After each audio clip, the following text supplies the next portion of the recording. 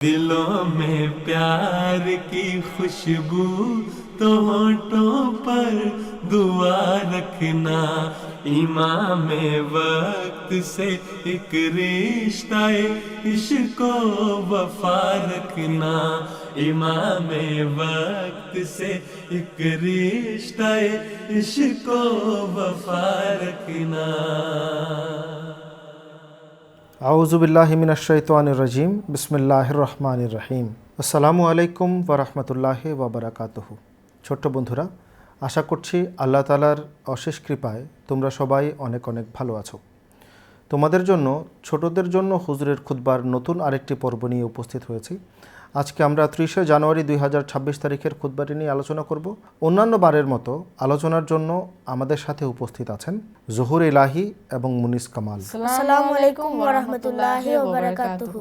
ওয়ালাইকুম আসসালাম ওয়া রাহমাতুল্লাহি ওয়া বারাকাতুহু। কেমন আছো তোমরা? আলহামদুলিল্লাহ, আমরা ভালো আছি। আপনি কেমন আছেন? আলহামদুলিল্লাহ, আমিও অনেক অনেক ভালো আছি। তোমরা কি গত শুক্রবারে হুজুরের খুতবা শুনেছো? জি উস্তাদজি। আচ্ছা, বলো তো হুজুর কোন বিষয়ের উপর খুতবা প্রদান করেছেন? হুজুর গত কয়েক সপ্তাহ ধরে একই বিষয় নিয়ে খুতবা দিচ্ছেন। হুজুর আল্লাহ তাআলা বিনাসিল আজিজ এই সপ্তাহেও আল্লাহ তাআলার প্রতি মহানবী সাল্লাল্লাহু আলাইহি সাল্লামের অসীম ভালোবাসার উপর বিভিন্ন ঘটনা তুলে ধরেন। ঠিক বলেছো। আল্লাহ তাআলার প্রতি হযরত মুহাম্মদ সাল্লাল্লাহু আলাইহি সাল্লামের ভালোবাসা, আল্লাহর একত্ববাদ প্রচার, সর্ব অবস্থায় আল্লাহ তাআলার জিক্র ইলাহিতে রত থাকা, কোনো কিছুকে আল্লাহ তাআলার সাথে শরিক না করা, এমনকি কবরেও কোনো রকম উপাসনা না করা, আল্লাহ তাআলার জিকির এবং জীবনের শেষ মুহূর্ত পর্যন্ত আল্লাহ তাআলার স্মরণকে অগ্রাধিকার দিয়েছেন, এমন প্রত্যেকটি সুন্দর সুন্দর ঘটনা নিয়ে হুজুর গত শুক্রবারের খুতবা দিয়েছেন আমাদের জন্য। হুজুর শুরুর দিকেই যে উহুদের যুদ্ধের কথা বলেছেন, হযরত মুহাম্মদ সাল্লাল্লাহু আলাইহি ওয়াসাল্লাম আল্লাহ তাআলাকে কত বেশি ভালোবাসতেন এই ঘটনা থেকে আমরা জানতে পারি। মুহাম্মদ সাল্লাল্লাহু আলাইহি ওয়াসাল্লাম একটা তীরন্দাজের একটা দলকে নির্বাচন করেছিলেন, ওনারা যেন কোনো অবস্থাতেই সেই যুদ্ধক্ষেত্র পরিত্যাগ না করেন মুহাম্মদ সাল্লাল্লাহু আলাইহি ওয়াসাল্লামের নির্দেশ পাওয়ার আগ পর্যন্ত, এই কথা বলেছিলেন। কিন্তু একটা পর্যায়ে ওনারা, মুসলমানরা যখন বিজয় লাভ করে কাফেরদের বিরুদ্ধে, তখন ওনারা নিজেদের স্থান পরিত্যাগ করেছিল, স্থান ছেড়ে দিয়েছিল। আর তাই এই যুদ্ধে মুসলমানদের আসন্ন বিজয় পরাজয়ে রূপান্তরিত হয় এবং অনেক মুসলমান এতে শাহাদাতের পদমর্যাদা লাভ করেন। তারপরে মনে আছে কি হয়েছিল? উস্তাদজি, তারপর আবু সুফিয়ান চিৎকার করে মহানবী সাল্লাল্লাহু আলাইহি সাল্লাম সম্পর্কে জিজ্ঞেস করলে মহানবী সাল্লাল্লাহু আলাইহি সাল্লাম সবাইকে চুপ থাকার নির্দেশ দেন। তারপর আবু সুফিয়ান একইভাবে আবার হযরত উমর রাদিয়াল্লাহু আনহু এবং হযরত আবু বকর রাদিয়াল্লাহু আনহু সম্পর্কে জিজ্ঞেস করলে মহানবী সাল্লাল্লাহু আলাইহি সাল্লাম আবার সাহাবীদের চুপ থাকার নির্দেশ দেন।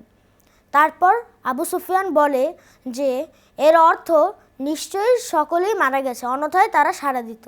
কিন্তু তারপরে দেখো, যখন আবু সুফিয়ান ওলো হবল মানে হবলের জয়ধ্বনি উচ্চকিত করলো, তখন মুহাম্মদ সাল্লাল্লাহু আলাইহি ওয়াসাল্লামের আত্মগরিমা জেগে উঠেছিল। আর তিনি বলেছিলেন যে এখন কেন তোমরা চুপ করে আছো, তোমরা কেন বলছো না যে আল্লাহ তাআলা সর্বশ্রেষ্ঠ, আল্লাহ তাআলা সর্বোচ্চ।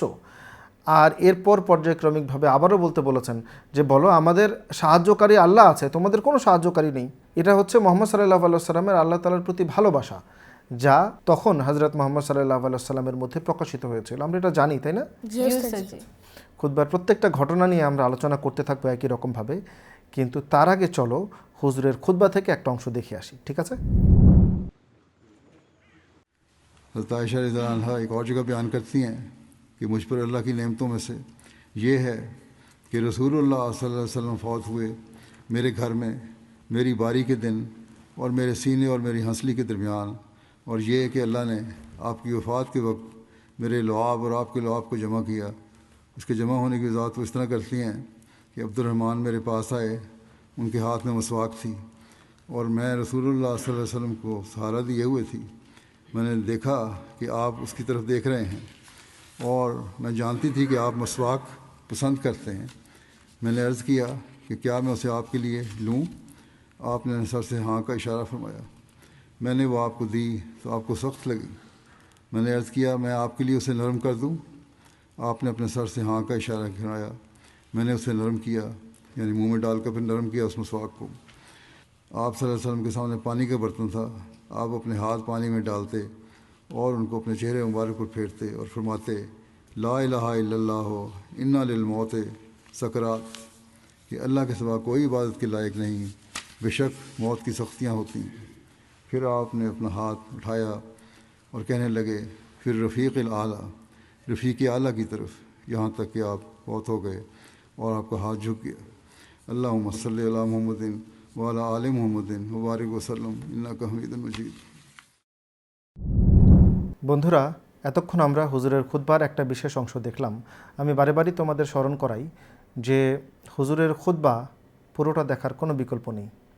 আমাদের এই অনুষ্ঠান তোমাদেরকে শুধুমাত্র হুজুরের খুতবা একটু সহজবোধ্য ভাষায় উপস্থাপন করার একটা চেষ্টা মাত্র, কিন্তু তোমাদের হুজুরের খুতবা পুরোটা মনোযোগ সহকারে দেখতে হবে। গত শুক্রবারের খুতবায় হুজুর অনেকগুলো ঘটনার কথা বলেছেন, তাই না? জি জি উস্তাদ। উস্তাদ জি। আচ্ছা, আমাকে বলো তো কোন ঘটনাটা তোমার সবচেয়ে বেশি ভালো লেগেছে মুনিজ?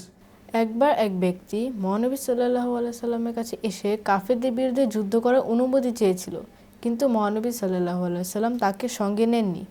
আচ্ছা, কেন? কারণ সে ব্যক্তি মুশরিক ছিল আর সে মহানবী সাল্লাল্লাহু আলাইহি সাল্লাম ও আল্লাহর প্রতি ঈমান আনেনি। একেবারেই ঠিক বলেছ। দেখো, সেই ব্যক্তিও হজরত মোহাম্মদ সাল্লাল্লাহু আলাইহি সাল্লামের কাছে এসে যখন মুসলমানদের সাথে যুদ্ধ করার মনোবাসনা ব্যক্ত করে, তখন অন্যান্য মুসলমানরা খুশি হলেও মোহাম্মদ সাল্লাল্লাহু আলাইহি সাল্লাম জিজ্ঞেস করেছিলেন, তুমি কি আল্লাহ তাআলার উপর বিশ্বাস করো? সে বলল যে না, আমি তো আল্লাহ তাআলার উপর বিশ্বাস করি না। এভাবে কয়েকবার সে ফিরে আসে, মোহাম্মদ সাল্লাল্লাহু আলাইহি সাল্লাম তাকে বারবার ফিরিয়ে দেয়। সে এসে মোহাম্মদ সাল্লাল্লাহু আলাইহি সাল্লামকে বারে বারে একই কথা বলে যে আমি মুসলমানদের সাথে মিলে যুদ্ধ করতে চাই, কিন্তু মোহাম্মদ সাল্লাল্লাহু আলাইহি সাল্লাম কখনো তাকে নেয় নাই। কিন্তু পরিশেষে যখন সে বলল যে আমি আল্লাহ তাআলার উপর বিশ্বাস করি, তখন মোহাম্মদ সাল্লাল্লাহু আলাইহি সাল্লাম তাকে মুসলমানদের সাথে থেকে যুদ্ধে অংশগ্রহণের পারমিশন দিয়েছিলেন। এখানেও আল্লাহ তাআলার একত্ববাদের যে দৃঢ়তা, এটা মোহাম্মদ সাল্লাল্লাহু আলাইহি সাল্লামের আচরণে প্রকাশ পেয়েছে। উস্তাদ জি, আমার আরও একটি ঘটনা ভালো লেগেছে। আচ্ছা, কোন ঘটনাটা? একবার এক কাফের মহানবী সাল্লাল্লাহু আলাইহি সাল্লামকে আল্লাহ তাআলার বংশধারা সম্পর্কে জিজ্ঞেস করেছিল। আচ্ছা, তারপরে কি হয়েছিল? এরপর আল্লাহ তাআলা সূরা ইখলাস নাজিল করেন। তবে কি তুমি আমাদের বন্ধুদের উদ্দেশ্যে সূরা ইখলাসটা শোনাতে পারবে? জি উস্তাদ জি। আউযু বিল্লাহি মিনাশ শাইতানির রাজিম, বিসমিল্লাহির রহমানির রহিম।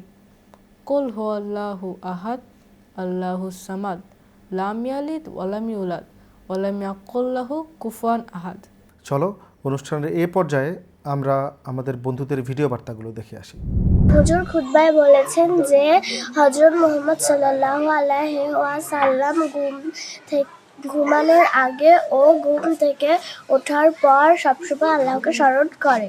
হুজুর খুতবায় বলেছেন যে আল্লাহকে স্মরণ করে সে আল্লাহর শাস্তি থেকে রক্ষা পায়। হুজুর খুতবায় বলেছেন যে সর্বশ্রেষ্ঠ জিহাদ হলো আল্লাহকে সবসময় স্মরণ করা। বন্ধুরা, এতক্ষণ আমরা তোমাদের পাঠানো ভিডিও বার্তাগুলো দেখলাম। আমাদের প্রত্যেকটা ভিডিও বার্তা খুব ভালো লেগেছে, আর আমরা অপেক্ষা করি তোমাদের পাঠানো ভিডিও বার্তাগুলো দেখার। তোমরা একই রকমভাবে হুজুরের খুতবা মনোযোগ সহকারে দেখতে থাকবে, আর সবচেয়ে ভালো লাগা অংশটুকু ভিডিও বার্তা হিসেবে আমাদের কাছে পাঠাতে থাকবে। আচ্ছা, তোমাদের কি মনে আছে নাকি যে গত শুক্রবারে হুজুর বলেছেন হজরত মুহাম্মদ সাল্লাল্লাহু আলাইহি সাল্লাম বলেছিলেন এমন একটা কাজের কথা যা একটা ব্যক্তিকে জান্নাতে নিয়ে যেতে পারে অথবা জাহান্নামেও নিয়ে যেতে পারে। মহানবী সাল্লাল্লাহু আলাইহি সাল্লাম বলেছিলেন, যে ব্যক্তি আল্লাহর সাথে কোনো কিছুকে শরিক করে না সে জান্নাতে প্রবেশ করবে, এবং যে আল্লাহ তাআলার সঙ্গে অন্য কিছুকে শরিক করে সে জাহান্নামে যাবে। একদম ঠিক বলেছ। এই নির্দেশনা এখনও কার্যকর। আমাদের এমন একটা অবস্থান আছে যারা নিজেদেরকে অনেক বড় কিছু একটা মনে করে নিজেদের আত্মীয় স্বজন, নিজেদের পাড়া প্রতিবেশী কিংবা সন্তান সন্ততি তাকে প্রত্যেকটা কাজ থেকে রক্ষা করতে পারবে এবং তাদের উপর নির্ভর করে, পরিপূর্ণভাবে তাদের উপর নির্ভর করে। এই প্রত্যেকটা জিনিস এক প্রকার শিরক। আমরা যেন কখনো এমনটা না করি, বরং আমাদের হৃদয়ে এই বিশ্বাস থাকতে হবে যে আল্লাহ তাআলার অনুগ্রহী আমাদের প্রত্যেকটা অবস্থান থেকে, প্রত্যেকটা বিপদ থেকে রক্ষা করতে পারে। আচ্ছা, গত শুক্রবারের খুতবায় তো হুজুর হজরত মুহাম্মদ সাল্লাল্লাহু আলাইহি সাল্লাম কীভাবে ঘুমাতে যেতেন, কোন স্টাইলে ঘুমাতেন, ঘুমানোর সময় উনি কোন দোয়া পড়তেন, ঘুম থেকে ওঠার সময় কি দোয়া পড়তেন, প্রত্যেকটা জিনিস আলোচনা করেছেন। তোমাদের মনে আছে না? জি উস্তাদ জি। আচ্ছা, তাহলে আমাকে বলো তো হজরত মুহাম্মদ সাল্লাল্লাহু আলাইহি সাল্লাম ঘুমানোর সময় কোন দোয়া পড়তেন? মহানবী সাল্লাল্লাহু আলাইহি সাল্লাম ঘুমানোর সময় পড়তেন আল্লাহুম্মা বিসমিকা আমতু ওয়াহিয়া, যার অর্থ হলো আল্লাহর নাম নিয়ে নিদ্রা যাপন করি এবং আবার জাগ্রত হই। আর ঘুম থেকে ওঠার পর কি বলতেন মুনিজ? ঘুম থেকে ওঠার পর বলতেন আলহামদুলিল্লাহিল্লাযী আহিয়ানা বাদামা আমাতানা ওয়া ইলাইহিন নুশুর, যার অর্থ সকল প্রশংসা তার, যিনি আমাকে মৃত্যুর পর পুনরায় জীবিত করেছে এবং তার কাছেই পুনরুত্থান হবে। চমৎকার, তার দিকেই ফিরে যেতে হবে। জাযাকুমুল্লাহ। একবার মহানবী সাল্লাল্লাহু আলাইহি সাল্লাম সাহাবীদের বলেছিলেন যে আমি কি তোমাদের এমন একটি কাজের কথা বলবো না যা তোমাদের সর্বোত্তম কর্ম, যা তোমাদের স্রষ্টার কাছে সর্বপবিত্র। সাহাবীরা তখন বলে যে কেন নয়, অবশ্যই বলুন। বলতো তখন মুহাম্মদ সাল্লাল্লাহু আলাইহি সাল্লাম কি বলেছিলেন? জি উস্তাদজি, তখন মহানবী সাল্লাল্লাহু আলাইহি সাল্লাম বলেছিলেন যে এই সকল কিছুর চেয়ে ঊর্ধ্বে হলো আল্লাহ তাআলা জিকির করা। গত শুক্রবারে কোন জিকিরগুলোর কথা মুহাম্মদ সাল্লাল্লাহু আলাইহি সাল্লাম আমাদেরকে করতে বলেছেন, তিনি নিজে করেছেন, সেই জিকিরগুলোর কথা তোমাদের মনে আছে? জি উস্তাদজি। বলো তো। সুবহানাল্লাহ, আলহামদুলিল্লাহ, লা ইলাহা ইল্লাল্লাহ, আল্লাহু আকবার। জাযাকুমুল্লাহ। দেখো, হযরত মুহাম্মদ মুস্তাফা সাল্লাল্লাহু আলাইহি সাল্লাম এই জিনিসগুলো পড়তে, এই জিকিরগুলো করতে আমাদের নির্দেশনা প্রদান করেছেন। বর্তমান সময়ে মৌলবীদের মাথায় কি আসে? আমরা জিহাদ করব, আরেকজনের কল্লা আলাদা করে ফেলবো, যুদ্ধ করব, অন্যের উপর অত্যাচার করব, আর এটাকে তারা নিজেদের জন্য অনেক পুণ্যের কারণ বলে মনে করে। কিন্তু মুহাম্মদ সাল্লাল্লাহু আলাইহি সাল্লাম নিজে যেমন আল্লাহ তাআলা জিকির করতেন, আমাদেরকেও প্রত্যেকটা অবস্থায় আল্লাহ তাআলা জিকির করার নির্দেশনা প্রদান করেছেন আর বলেছেন এটা সর্বোত্তম জিহাদ। আর এভাবে জিকির, আল্লাহ তাআলাকে স্মরণ যেভাবে আমাদেরকে পাপ থেকে রক্ষা করতে পারে, যেভাবে আমাদেরকে পুণ্যের পানে ধাবিত করতে পারে, আর কোনো জিনিস এমনটা করতে পারে না। তাহলে বন্ধুরা, তোমরাও এই জিনিসটি শুনলে যে হযরত মুহাম্মদ সাল্লাল্লাহু আলাইহি সাল্লাম অনেক বেশি জিকির করতেন, আল্লাহ তাআলাকে স্মরণ করতেন, প্রত্যেকটা অবস্থায় আল্লাহ তাআলাকে স্মরণ করেছেন এবং জীবনের শেষ মুহূর্তেও আল্লাহ তাআলাকে স্মরণ করতে করতে উনি শেষ নিঃশ্বাস ত্যাগ করেছেন। আর আমাদেরকেও অনেক বেশি আল্লাহ তাআলাকে স্মরণ করার দিক নির্দেশনা প্রদান করেছেন। আমরাও হুজুরের এই খুতবা অনুসারে মুহাম্মদ সাল্লাল্লাহু আলাইহি সাল্লামের সুন্নতের অনুসরণার্থে অনেক বেশি সুবহানাল্লাহ, আলহামদুলিল্লাহ, লা ইলাহা ইল্লাল্লাহ এবং আল্লাহু আকবার অনেক বেশি বেশি পাঠ করব। ঠিক আছে বন্ধুরা, অনুষ্ঠানের এই পর্যায়ে কুইজের পালা। আমি আমাদের দুইজন অডিয়েন্সকে জিজ্ঞেস করছি, আচ্ছা বলো তো, উহুদের যুদ্ধে হযরত মুহাম্মদ মুস্তাফা সাল্লাল্লাহু আলাইহি সাল্লামের অনেক সাহাবী শাহাদাত বরণ করেছেন। মুসলমানদের একটা আসন্ন বিজয় পরাজয়ে রূপান্তরিত হয়েছে। তোমাদের বলতে হবে উহুদের যুদ্ধে শহীদ হওয়া সাহাবীদের সংখ্যা কত? দুজনেই পারবে? আচ্ছা, তাহলে মুনিজ বলো। উস্তাদজি 70 জন। জাযাকুমুল্লাহ, তোমার উত্তর একেবারে ঠিক হয়েছে। উহুদের যুদ্ধে 70 জন সাহাবী শহীদ হয়েছিলেন। বন্ধুরা, দেখতে দেখতে আমরা অনুষ্ঠানের একেবারেই শেষ পর্যায়ে চলে এসেছি। আজকে যারা এতক্ষণ কষ্ট করে আমাদের এই অনুষ্ঠান দেখেছেন তাদেরকে অনেক অনেক ধন্যবাদ। আর দুইজন প্যানেলিস্টকে ধন্যবাদ জানিয়ে পরবর্তী অনুষ্ঠান দেখার আমন্ত্রণ জানিয়ে তাহলে আজকের মতো এখানেই বিদায় নিচ্ছি। আসসালামু আলাইকুম ওয়া রাহমাতুল্লাহি ওয়া বারাকাতুহু।